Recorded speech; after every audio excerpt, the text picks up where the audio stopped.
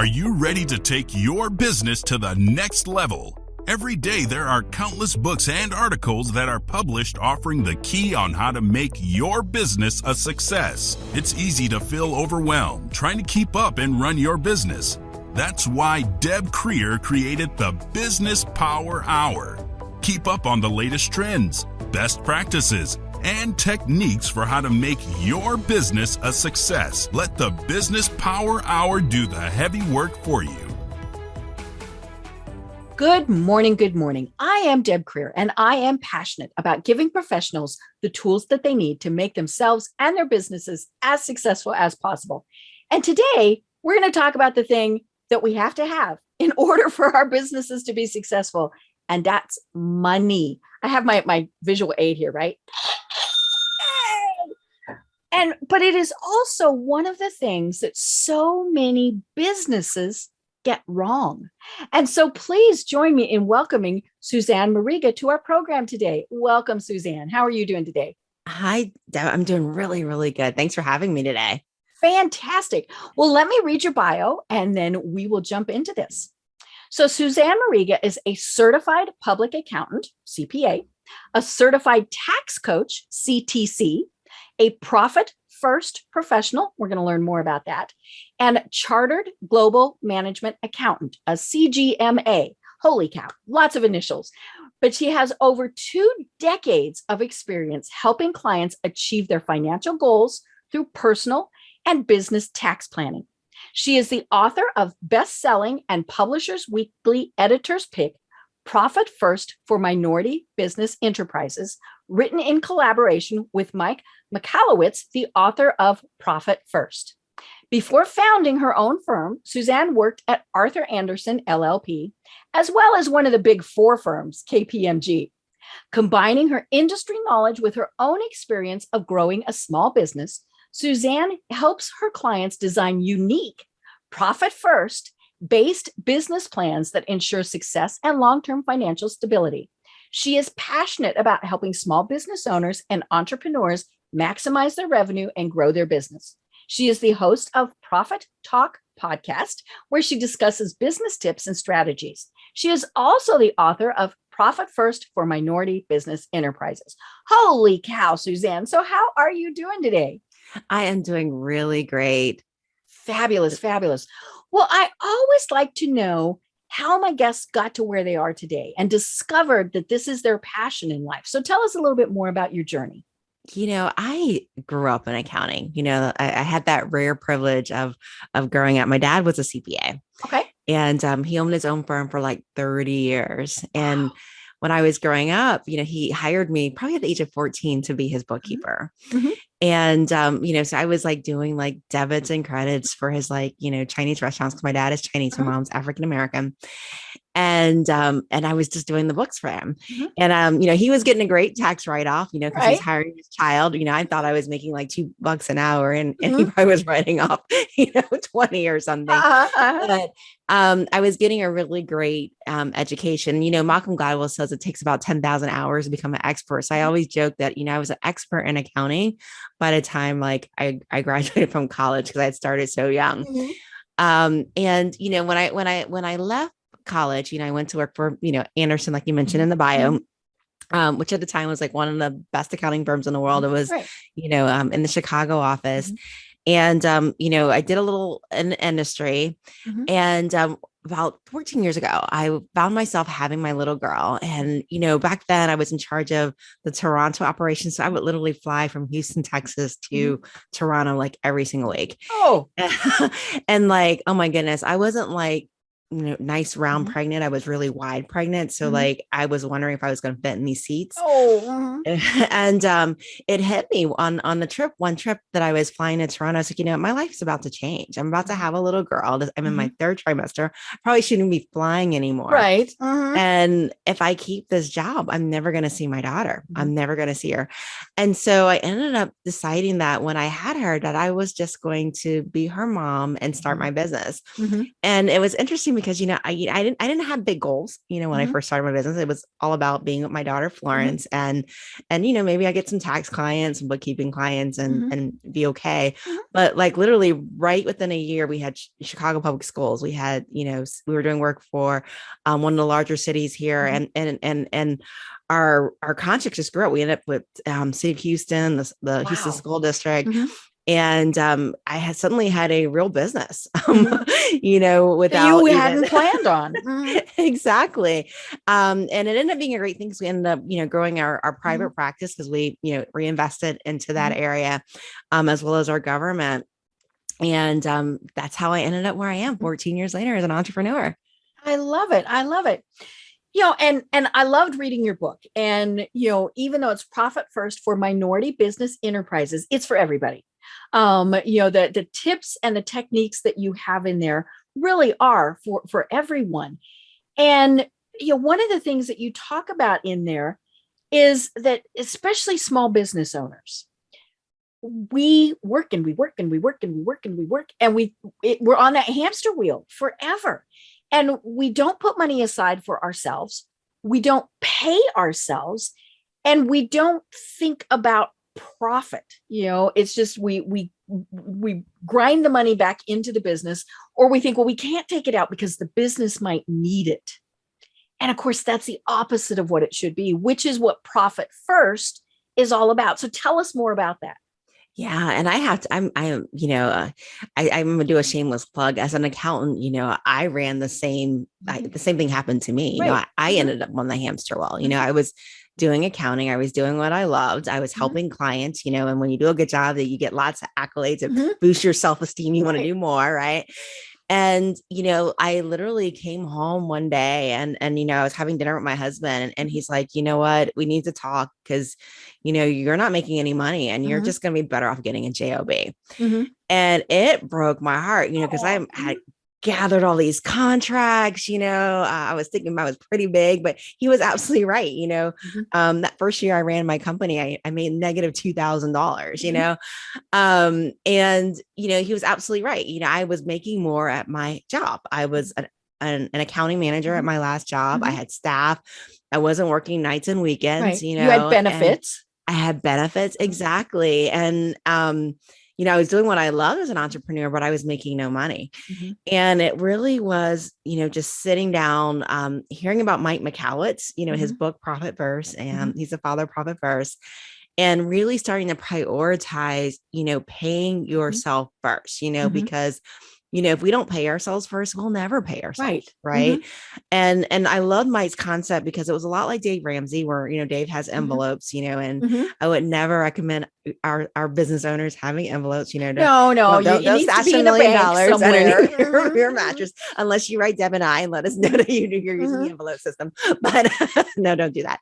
But, it's about using bank accounts, right? You use bank accounts, and you transfer money from your one account that collects all the money, which we call the income account, right? And you transfer it to your profit account because you're got to be profit day one. You transfer to your owner's pay because you're your MVP. If you disappear tomorrow, your business probably isn't going to run without you.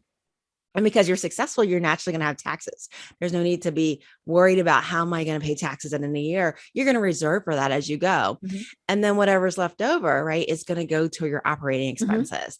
And that's what you have to make decisions of, do I get this fancy office space downtown? Do I hire this person, that's, asking for 30% more than what other people are asking for? Do I buy this equipment? Do I get into this long-term copier lease? Right.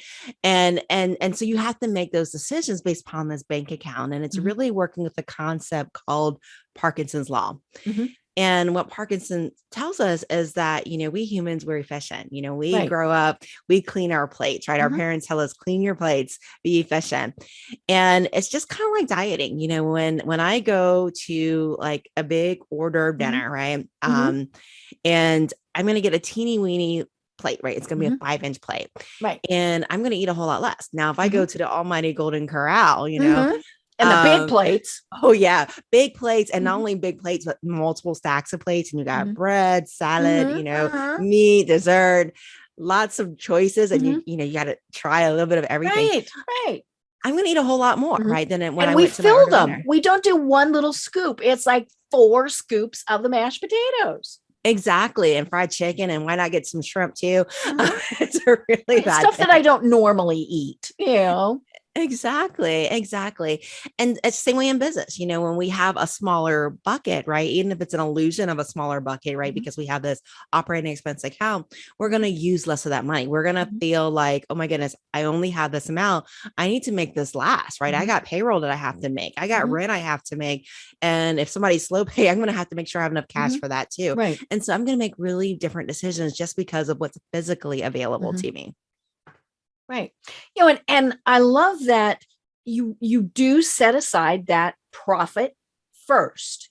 And because if we don't, then you're right, we spend it all, or we don't spend anything. I mean, there's the thing, but but by putting profit aside, you're not saying you're never going to use it on the business. I mean, hopefully you're not. Hopefully you're going to do fun stuff with it, like go on vacation.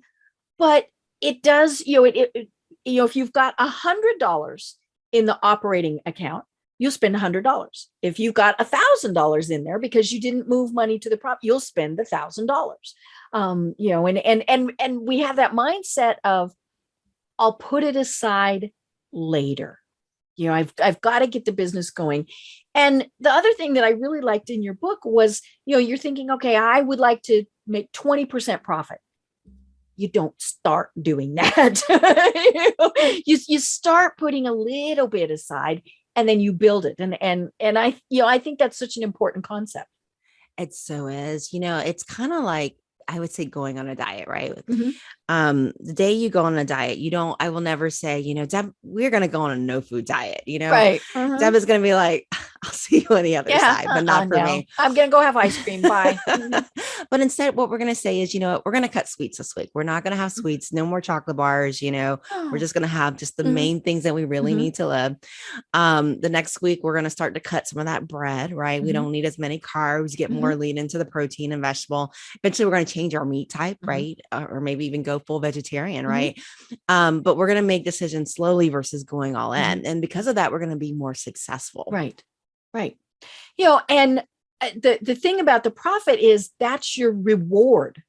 And so, same thing like with the diet. Okay. Well, we've cut out sweets, but your reward is you get a piece of cake. We're not, and so that's, I really like that concept because it is emphasizing the fact that, you need to, you're in many ways planning for the future. Right. Exactly. It's our dividend, right? If you invested in Procter & Gamble, they would give you a dividend every quarter, or GM. And this is the dividend that your company owes you. Right. And one of the things that you talk about in your book is the bank account accounting. And the funny thing is, I was just talking to somebody else about this same thing, where we don't know our numbers. We have no idea what the P&L says. A lot of people are like, I've got a P&L. We certainly don't know what our daily expenses might be, or even our monthly things, all of those things. We just know we got money in the bank, so we're okay. Or, we don't got money in the bank, so we're not okay. So why is that not the best way to be operating? So, profit first, the reason that it works well is it works with our natural human tendency. And, so many business owners that I meet, and I tell you this as an accountant, I can't tell you how many shoe boxes come to me every single year. And they're like, how much do I owe in taxes? And they can't tell because they don't have any financial statements, right? They have no idea. All they know is how much cash they have in the bank. And for a lot of small businesses, you may not have an in-house accountant that's doing your books every single day can tell you this is how much you have exactly available. And so a lot of business owners, how they make decisions is, like you said, they look at their bank account, like how much cash do I have today? Today I'm a king, tomorrow I'm a pauper, right? Because depending on my resources. Now you do do need financial statements. A lot of people go, I don't need financial statements, because as you go further in your journey and profit first, you got to figure out, like exactly where's my money going? Where is this? What's my biggest expense? What's giving me an ROI? And the only way that you're going to see that is by analyzing those financial statements, going, if you're using QuickBooks or Xero, pulling that P&L, double clicking on that hyperlink and going, what makes up these expenses? And are these things I need to keep, or are these things that I can go ahead and let go because there really isn't an ROI? Or, I'm guilty, my kids have fundraisers and they love to show mommy like their magazines, and they don't go to their dad. They're smart. They don't go to their dad. They know that dad's going to go, magazine. We read magazines. Deb, I can't tell you this, but like, we had magazines coming to our office and nobody was there in 2020. Okay. And the bad thing about these magazines was, my kids got the pizza party, because, they're the best seller in their class. Their mom was crazy. She buys all these magazines, but they auto renew. They renew every single year, and they're bringing more catalogs every year. I'm like, well, I got Parent. Let me go ahead and get this one and that one, Oprah and all that stuff. And suddenly I have subscriptions I'm not even using. Like I have like a table in the front of our lobby that has like, it's about got this pretty display of magazines, right? Exactly. Oh, it's not even pretty anymore, Deb. And, look at what you're not using, like, do you have software that is duplicating itself through another software? Is there a way of consolidating that and maybe getting both things for a lower price? So really looking at not just ROI, but what am I really using? What is really adding value that somebody is appreciating in this company? Right. Well, and now is a good time to be doing that, because hopefully you at least gathered your shoebox, and to do your taxes, and so you should be able to go through and go, okay, I paid $29.99 every month for X. And, and I've talked to financial planners and people, and, it's funny. We all go $29.99. That's not a big deal. But then you go, okay, times 12. And I have 6 of those, and so, I told somebody, I said, one of the biggest benefits to the pandemic is to my checking account. Because like, for example, I'm not going to Starbucks. I used to go to Starbucks at least once a week, either on my way to a meeting, I'd stop and grab me something, or I would have a meeting at Starbucks. In 2 years, I've been to Starbucks 3 times. Wow. And just figuring out, okay, $10 a week doesn't sound like a lot, but it does add up. And so, or, the meetings that we're not going to, all of those things. But yeah, now really is the perfect time to be reviewing all of those things and going, do I really need that? Oh yeah. We've saved so much money on airfare now that everything's through Zoom in the last few years, hotel, airfare, meals. This has definitely been an opportunity to cut those costs. Right. Well, and then to think, okay, do we need to continue doing them? And to look at it like, I belong to business associations. They're small, they're under $100 for annual membership. And I'm not attending because, I'm still just kind of networking at home. Now, to me, it's important to be part of the business community and to be supporting it. So that's part of why I have the membership. But I do sit there and think, okay, is it worth it to be doing that if I'm never going to attend? To me, like I said, it's worth it to support the business community, but maybe not. Absolutely. And it really is something that I think so many people, we really don't sit down and go through it, and until, we take the stack of papers or whatever to the accountant and they say, now, what was this? Why, why are you spending so much on this? And I mean, the worst answer is, I don't know what it is. Right. But almost always there's not profit in there and there's not paying yourself.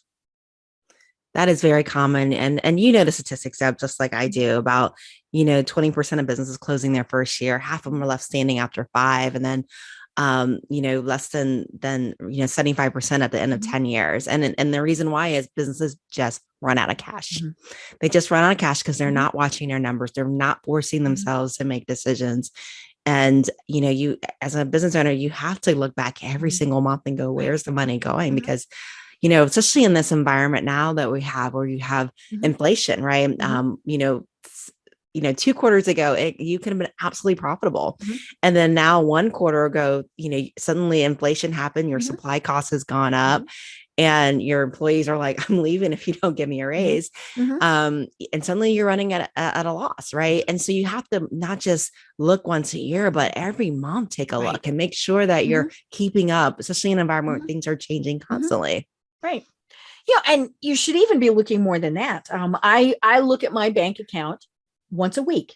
I just open the app on my phone, glance at it, go, yeah, that seems about the right amount that I should have in there. I mean, I'm not reviewing all the transactions because there's not a lot. But one time I did that, and I went in and went, okay, I'm short, and I'm short a lot. And my bank account had been hacked. And it was one of these where, they took a little bit and they took a little bit and I didn't notice. And then they took a lot, and love my bank. I called them, I went, eek! And they immediately, looked at things and said, okay, not a problem. I had it all back within a very short period of time. But, that's just one of those things that we need to do, both personal accounts and your business accounts. Keep track of what you think should be in there. Oh yeah. You wait too long, you can't get it back. I mean, you were lucky, Dad, that you caught it so quickly, but you got to monitor that. So that's a good reason to be checking your bank account every day. Right. I remember when I was long ago in college, I had this cartoon that I'm pretty sure my mother stuck on my bulletin board in my dorm room. And it was, this young woman, and she's saying to some person in a suit, but my bank account can't be overdrawn. I still have checks. But I mean, that's back to that philosophy where we're not paying attention and we get ourselves into deep trouble. Right. Exactly. Mind your business, guys. Mind your business. Right. And in your book, one of the things that you talk about is, I love the concept of the separate bank accounts. It's funny. I listened to Mike's book on Blinkist earlier today. So I got, the short version. But one of the things that it said was have them in different banks. And I remember years ago, I started my business 20 years ago, and a business coach I was talking to said, have your personal account in a totally separate account than your bank, than your business. She said, because that it's very easy to commingle funds. And she said, and if they're in two separate banks, it makes it much more difficult. And I've just always stuck to that principle. And she's right. I mean, you grab the credit card out of your wallet, you see the logo, oh, I got the wrong one, things like that. Deb, I leave stickers on mine. The stickers that says as soon as you get it, rip it off after you call that number. That's how I can tell. This one's my business one. This one. And I always feel bad whenever I go to the store because they're like, is that your card? I'm like, I'll use a PIN number as my card. I promise. It really is me. I didn't steal it from somebody. And, I think during the pandemic, it really showed how important it was to have a separate bank account or a separate bank, especially with the PPP loans. The people that got the fastest funding, especially the smaller businesses, they didn't have the big private banking relationships that large commercial companies have. They were the ones that had that relationship with their local small bank. Right. I mean, the ones that don't even have online banking, where they go in and somebody immediately enters in their loan information. Those community banks, those are the ones that did the best in terms of getting funded. And, it's interesting because in Profit First, what happens is, so you accumulate profit, right? As we do these transfers, and we do these transfers twice a month on the 10th and 25th. So everything goes from this collecting account called the income account into your profit, tax, owner pay, OPEX. And what happens is this money in the profit account starts to accumulate. And at the end of the quarter, what we do with this money is we literally take half of the money and we put it into a vault account, kind of like retained earnings for that rainy day. And we don't put the vault account where we normally bank. We put it at a bank far, far away. If you're on the north side of town, way on the south side of town, small bank with no the Indian reference. You make it hard to get to. Exactly. Exactly. You have to go there and like get the money out. You can't even like do a transfer. And the reason why we do that is because we want no temptation, right? We want to create, it's a hold account. We want no temptation to use this money, and it starts to grow and accumulate so that when, you have that big investment, like once you've got that 6 months of operating expenses stored up, let's say I want to go ahead and buy a serious capital investment, right? Some serious equipment, or I'm ready to buy a new building, right? This money is stored ready for me to go ahead and do this. And so and of course you guys are probably wondering what I do with the other part of the money. If you have debt, you're going to use that to do what we call the debt snowball, where you aggressively pay off your smallest debt first and then your next smallest one. And if you don't have any debt, congratulations, because that just became your shareholder dividend. So you go out and buy your piano, go on your cruise, have a great time. But that's exactly how Profit First works. Right. And you mentioned, get rid of debt.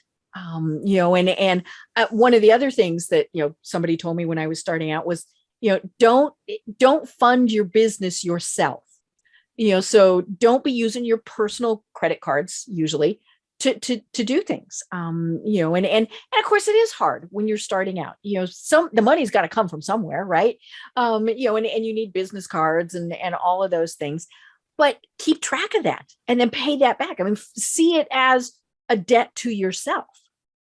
Exactly. And it's interesting because, most people can't handle debt. Most people can't. I try to stay away from it personally because I think that I struggle with it, and most people can't handle it. One of the things that I recommend is, look at your pricing, look at your margins, meaning what it costs for you to provide that service versus what you're actually charging for it. And a lot of times, the thing with us business owners, we're artisans, like Debbie, you're a master coach, you're amazing. And you put your heart in it, I'm like loving just being your guest on your podcast. You're so energetic and so easy to talk to, and just a real master at what you do.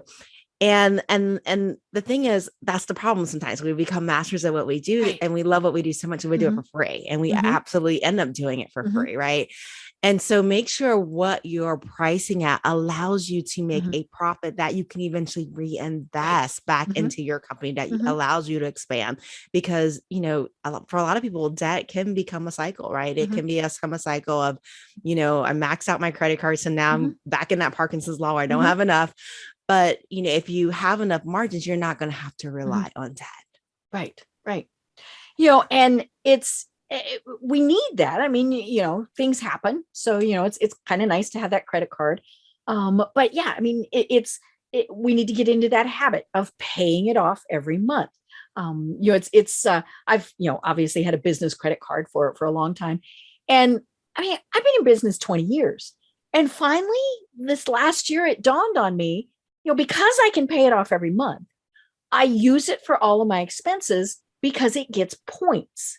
And so that I don't know, maybe that's kind of the profit in my head. I don't know. But the key is, I tell myself, but I got to pay it off every month. And back to safety, it is better than using your debit card and some things like that. But it is my business card, and it's actually somewhere. I mean, it's hard for me to get to. So if I'm going to spend on it, I have to make an effort. I have to find it. I have to, all of those various things. And I think that's the thing is, the harder we make it, the more likely we are to go, maybe I didn't need that. Or we get sidetracked. We're like squirrel, and we forget that we were about to buy something, right? Oh yeah, definitely. And I think one of the biggest saboteurs to Profit First can be having that credit card or revolving line of credit, especially if you don't pay it back. Right.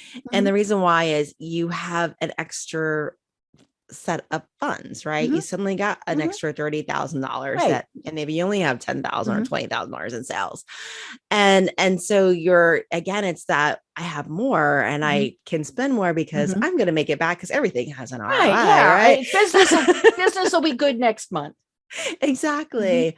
And so, when you pay it off and you have a budget, and this is where budgeting is really important too, is, keeping that budget. And if something's not on budget, especially as you scale and grow and you're no longer a business of one and you've got somebody else writing checks, right? Budgeting is really important. Like for our office manager, she buys supplies, right? She goes to Sam Club, and, I give her exactly the credit limit that she needs according to the budget, Right. Yeah. You can go spend $200 today.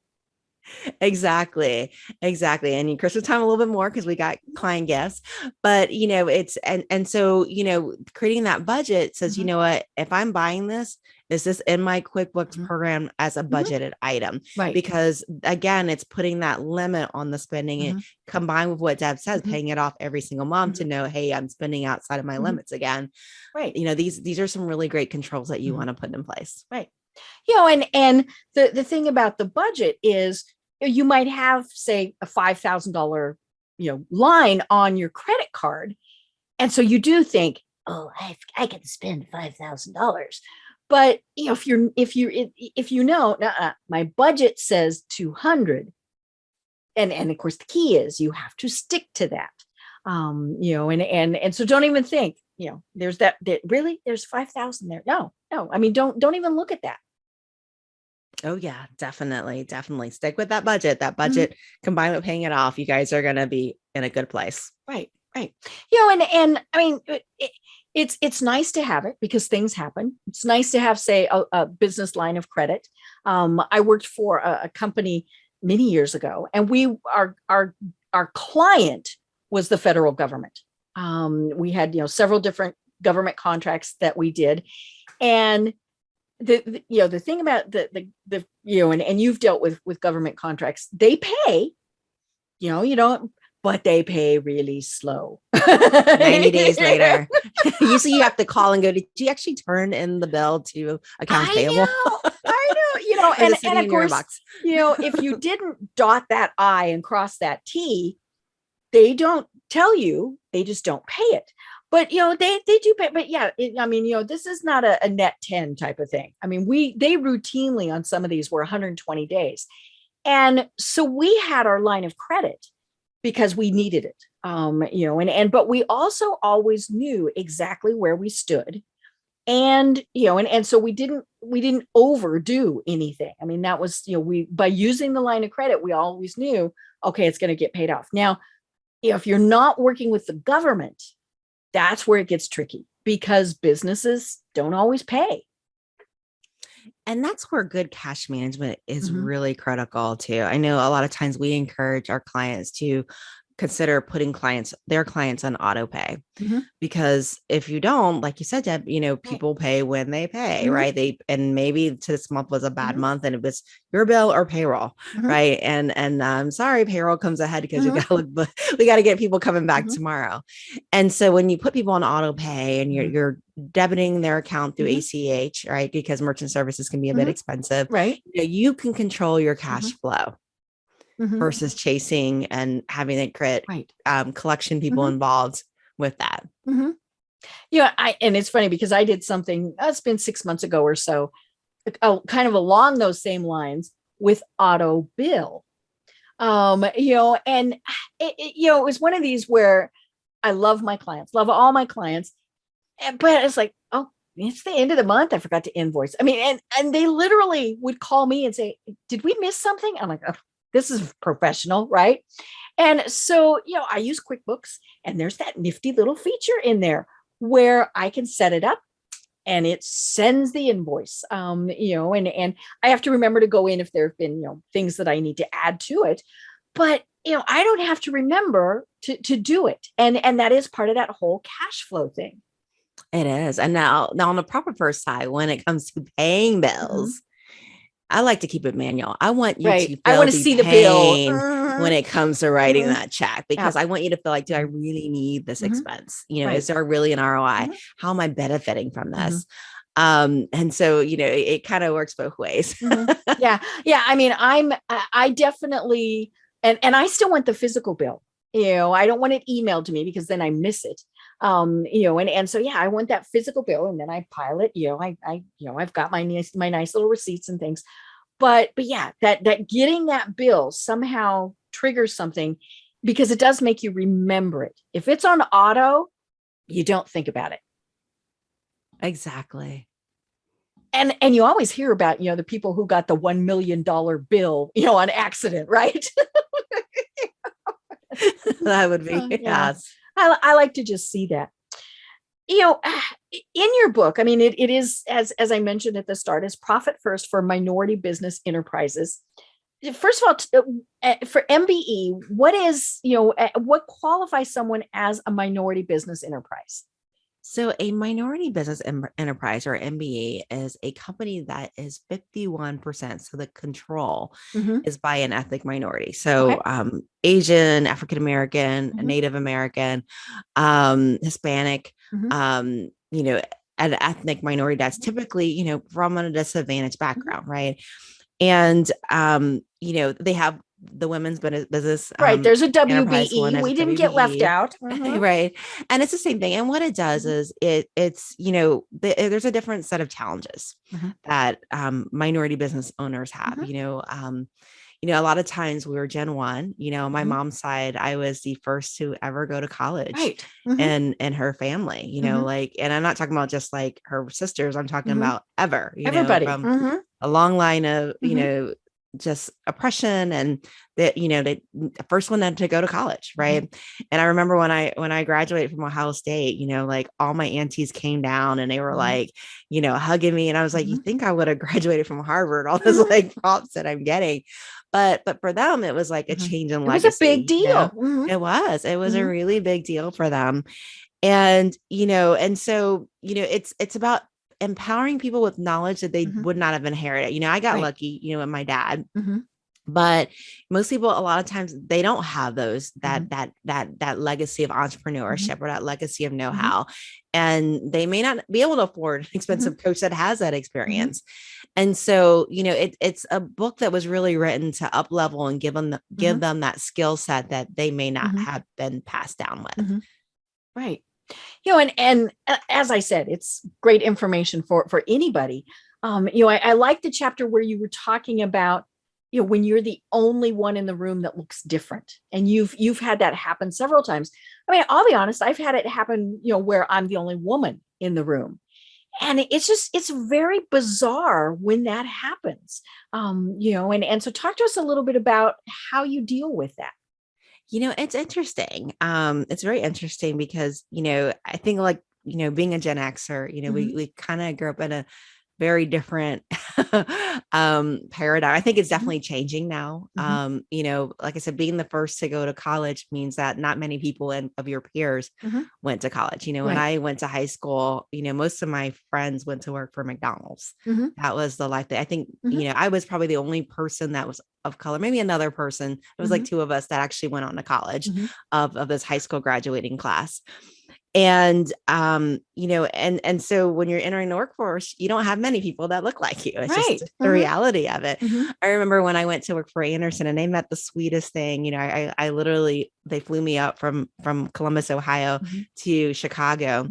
And I was like, where do I live? Like, give me some neighborhood suggestions.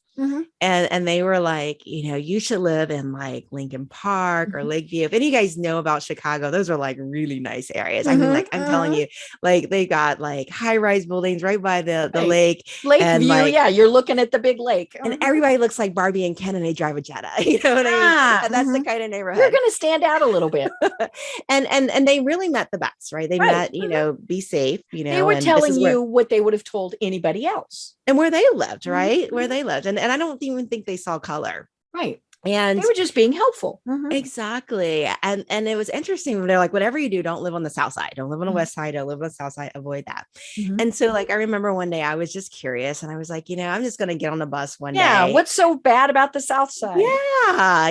And like, my mom will never hear about this. I was like 22, and I literally took the bus to the south side, and what was interesting is once you pass like Michigan and like, Roosevelt, the world started to change, suddenly it was not as retail-y, not as bright. The buildings were a little bit older. As you went farther, they got dilapidated. You saw people walking around, pushing carts. And one of the things that really hit me as I was doing this, I was like, you know what, most people will go, I'm gonna avoid this side of town, never going to go on this side of town again. But my mind went to, how do we change this? How do we change this? How do we stop people from having to push shopping carts? And the answer that I got to was through entrepreneurship. You know, we have to create the jobs where nobody else will go. And because when I create a job, you know, I employ my neighbor, I employ my neighbor's child, and their children suddenly see, you know, look at so-and-so's mom is doing this. I can become an accountant. I can become a doctor. You know, I can have a business one day. And we do that through entrepreneurship. You know, the reality is, the world isn't going to give us a handout. You know, the world is not going to give you a handout. Anybody expecting a handout, whether you're a woman or minority, it's not going to happen. It's not going to happen. That's a fair not in a positive way. Exactly. Or maybe there's one person out of 1,000 that gets it. And so we have to make our own. And how we change our communities is by empowering people through job creation. And that's going to probably come through entrepreneurship, because Target's not going to move in there until somebody's got money to buy something. Yeah. You know, it's through that, it's through mentorship. You know, and it is hard to be the first. You know, I'm right at the end of the baby boomer generation. And so it was a little bit different for me, but not a lot of, you know, girls my age went to college. You know, they still talked about if you went, you were getting your MRS degree. And, you know, and I remember thinking, huh? I mean, that just, you know, but yeah, I mean, it was what we do to each generation is just the funniest thing. But yeah, what we expect of people, and you know, like my mother, it was a given that I was going to college. I mean, there was no discussion. There was no gap year. There was, you know, it was, you're going to college. Now, you know, I got to go where I wanted.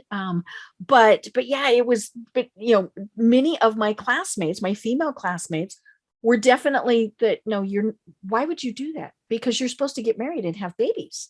You know, and so it's always interesting to see kind of how we do that. And like I said, you know, the mentorship, things like that. You talk in your book about stewardship. And I love that, because I think you know, giving back is one of the best ways that we can encourage everyone to succeed. Oh yeah, definitely. And, you know, it's stewardship over your own financial resources, right? Because we've been blessed to have businesses that produce revenue, that create jobs. And, you know, and, you know, and that ability to grow it, right? And make sure there's ROI in every decision that we make is really important. And then also giving back, you know, because, you know, at some point, you know, I think that we all come to this point, you know, is there's enough for everybody. There's enough for everybody. And one day, and we're actually stronger. We're actually stronger when we bring together, especially in a term of race. You know, I can keep my knowledge to myself, right? I can be, you know, you have to find me somehow in my silent marketing. But the reality is, you know, when I help you grow, right? I help my sister that grows, that's a person of color, right? Then suddenly, you know, I'm helping change her neighborhood, not just her life, but her neighborhood, the kids around her, the people around her. And collectively, we are gaining power because we're putting ourselves in a more respected position. Right.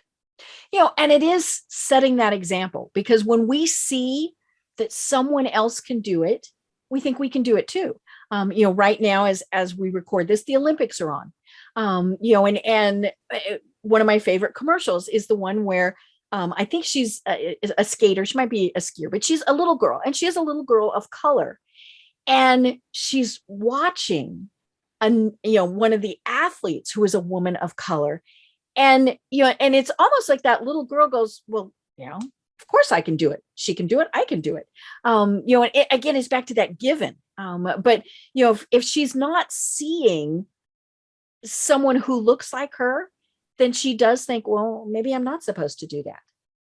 Yeah, easily. Or, you know, it's harder to speak up in a room, right? If you're the only one that's there, right? And so there's also that point too, you know, of looking for those that are silent, that their voice has been tied or cut, right? and asking them, what's your opinion? You know, if you have a person of color on your team that's starting their career, you know, what's your opinion? You're not speaking up, and making them feel included. You know, I call it just being a good human being, you know, like your first day at lunch, you know, I'm going to take you to lunch, you know, and I'm going to make you feel invited. I'm going to ask you about your personal life, and we may come from different sides of the sidewalk, but I'm going to show that I'm going to treat you like a kind person. I'm going to make you feel wanted. Right. And I think as an employer, right. And many of us are employers, even if we're small businesses, at the end of the day, you know, labor's tight. Right. Oh yeah. We got to make everybody feel like coming to work is like coming home. You know, but that does, you know, and I was, you know, it's in one of my notes that I wrote down here, the whole remote workplace thing. I think, you know, it's a benefit to so many. I mean, you know, so many people are saying, oh my gosh, I'm actually more productive. I'm not spending all this time in traffic. I don't put shoes on. I mean, you know, all these various things. But at the same point, we're also losing that, you know, and one of the best things is, you know, we can hire people from wherever, you know, and we can work with clients wherever. But when we're not in, you know, having those office get-togethers, you know, the lunches that you're having with people, you know, do you see that as causing problems down the road? You know, I think it still becomes being a good person. You know, maybe we can only meet on the phone, or we can only meet on Zoom, but at least we're making a point to meet. Right. You know, I know in our company, we have a 9 a.m. daily stand up every single day where everybody gets together and they're like, what are you working on today? What are your challenges? What do you need help on? How can I help you do your job better? And oh, you just got your CPA. Congratulations. You know, you just got engaged. You know, the rumor mill travels a little bit slower, especially on like high C people that are quiet like accountants. But you know, you stare at your shoes, yeah. But it's about showing up every day and getting to know each other there too. And it's always good to have a good connector in the company too. You know, like our admin is you know, she's a collaborator, and so you know, if I miss something, she's gonna be like, oh, do you know somebody just passed her CPA exam? Yeah. I mean, that's kind of the fun thing about social media, especially with Facebook, is you see those things, you know, and so you can go, oh yeah, you know, they just got a new dog and all of those. And, you know, it is harder, you know, and I think that's the thing, is we have to make that effort, because we're not seeing people. We're not, you know, we don't see the picture on their desk. You know, we just see what's behind them, you know, in a Zoom call, all of those things. And so we have to make that concerted effort to show that we care. Absolutely. Well, speaking of that, I love this, you know, one of the, you know, we've been talking about your book several times. Part of your proceeds go to a very special effort. So tell us more about that. So as I was writing the book, I was thinking, how do we make a permanent legacy? How do we change people's lives? Like, obviously I wrote this book because I wanted to change the South side of Chicago, West side of Chicago, and every Chicago and every city that has a South side and West side, whether you're Philadelphia or Ohio. I wanted to change those neighborhoods. And I was like, you know, well, maybe we can go a little bit further, right? Because, you know, as an author, you don't make a lot of money as an author, you know, and, you know, there's some royalties, but not a lot. But I was like, so what if we took those proceeds and we gave a part of it away? And what I said is, you know what, we're going to go ahead and create a scholarship fund, and we're going to create a scholarship fund for Zimbabwean girls, because in Zimbabwe, traditionally, the government pays for the children to go to college. Right. But the problem is most kids don't get to go to college, and they don't get to go to college because they have to pay for elementary school and secondary school. And if a parent's given a choice of sending a boy or girl to school, most of them will pick the boy because he carries a family name. Right. And so the girl is staying home, taking care of her siblings and things like that. And she gets married really, really early. And she gets her MRS, right? As we were talking about MRS. And so I was like, well, why don't we change these girls' legacy instead of forcing them in an early marriage, you know, where they might end up a first wife, second wife, third wife, right? Polygamy. Why don't we let them we pay for their elementary school, we pay for their secondary school, we create a scholarship fund with part of the proceeds of the book. We donate $1 for every book that's sold to Hope Worldwide, which is a 501c3 that does work in around the world. But I specifically, we've specifically designated this money for Zimbabwe to send girls to school. And why don't we send girls to school? We just use this money to pay for their tuition. And I'm so proud to announce that, within 30 days of our book launching, and it launched in May 2021, we sent 22 girls to school, 22 scholarships. Wow, that is so cool. I love that. Well, and we tend to forget in our America of the excess that a couple dollars makes a big difference. I used to be a member of an organization in Colorado where we did micro loans, and same. It was, I don't remember which African country it was, but these were loans that were under $500. I mean, sometimes they were like $50, and they were a loan. I mean, it was very specific, because that's part of the self-esteem. You're able to pay that back. But that $50 loan in many cases made an entire it was the sink or swim for them. I mean, it was like giving a company here $5,000. And it's just, I love it when companies can figure out ways to do things like that. Oh, yeah. And if you send a girl to school, I mean, you're not just changing her life, but you're changing her children's life too. Right. Because one, they're not going to be part of a polygamous marriage. I mean, hopefully, unless they choose to be. But, they're going to have more options, right? They're going to be doctors or lawyers or teachers, or they're going to be able to pick a different life. And it's not going to just affect them, but their children that come. Right. And, it's their siblings. I mean, it's like you said, it's not just that one girl, and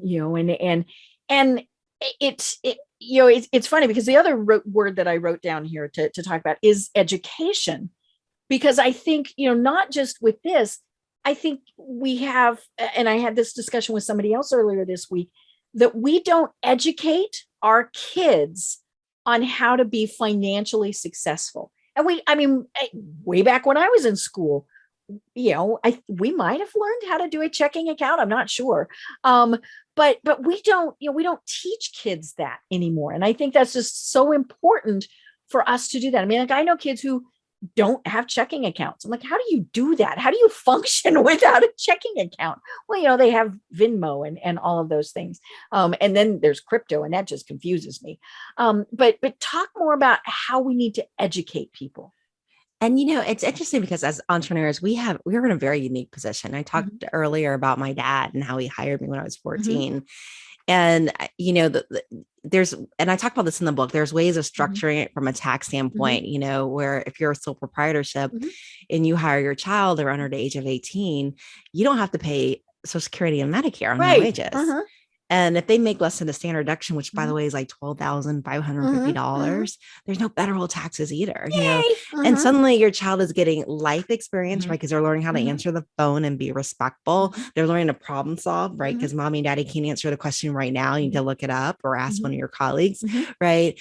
They're getting amazing life experience, right? You're getting a tax write-off just for giving your child a head start in life, right? And so, take advantage of those benefits, right? Of giving that education and passing it around and changing their lives, for people that are wanting to build more diverse workforce, right? One of your goals is to build more diverse workforces.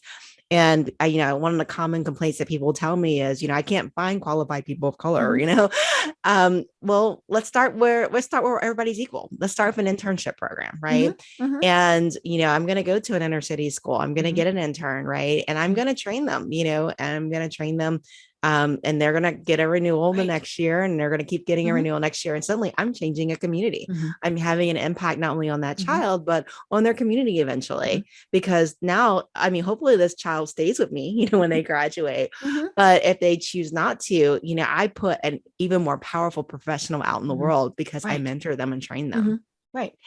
And they learned how important that is for them to do that to the next generation and things like that. I mean, I think that's the key here is, we want people to get into the habit of, hey, this is just the way we operate. Absolutely agree. So, oh my gosh, we've almost at the top of the hour. We didn't even talk about really tax benefits and things like that, because there are so many more things that business owners, I think, need to know.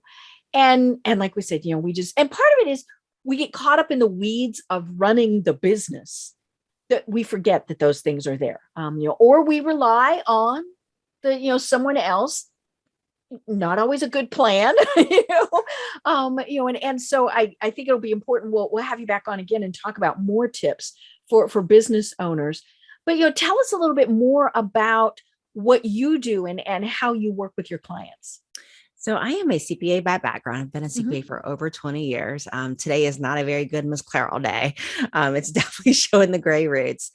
And, I work with my clients twofold. One is, I help them run profitable businesses. So we help them implement profit first.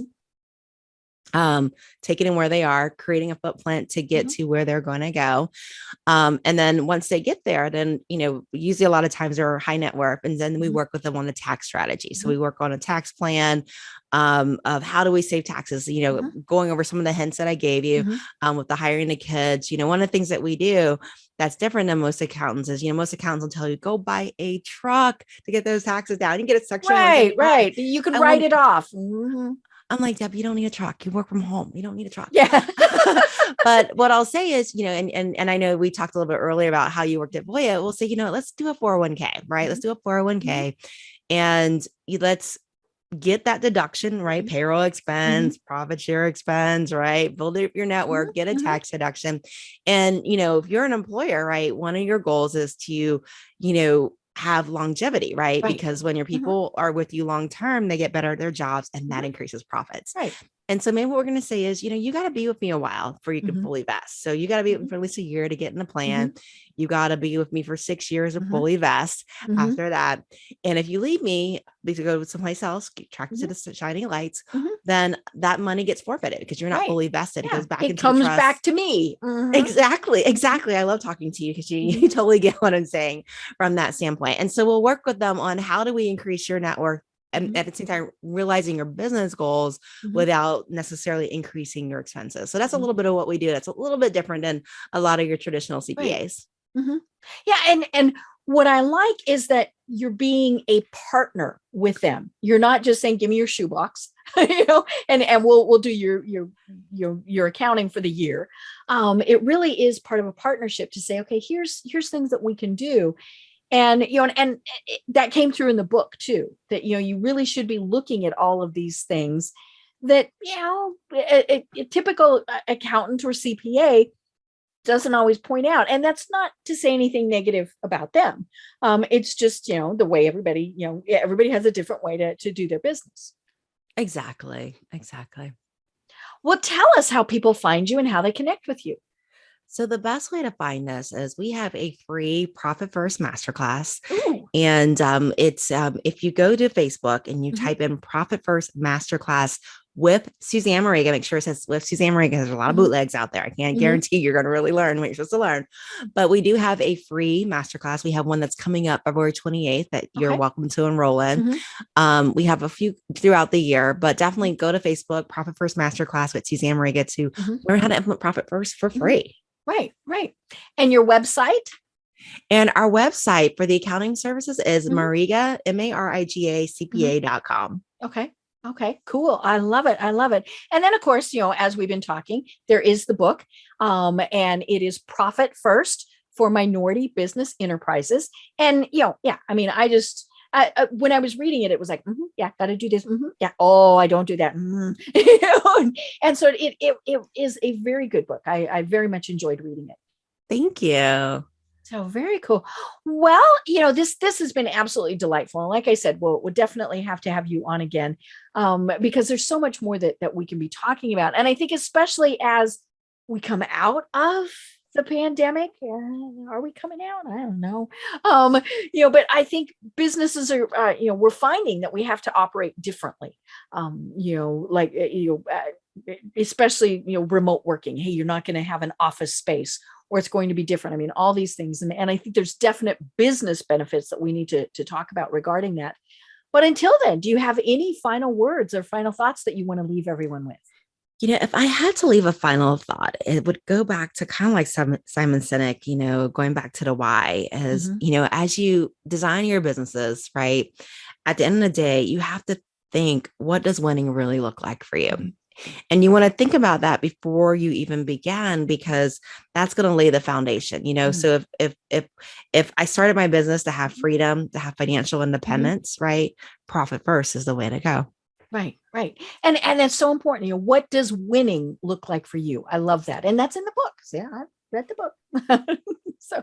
Well, this really has been wonderful. I've been having an absolutely delightful time talking with Susanne Mariga. And I'm Deb Creer. And until next time, everyone have a great day. Tune in for our next program for even more trends, best practices, and techniques for how to make your business a success. The Business Power Hour, hosted by Deb Creer, is proud to be part of the C-Suite Network.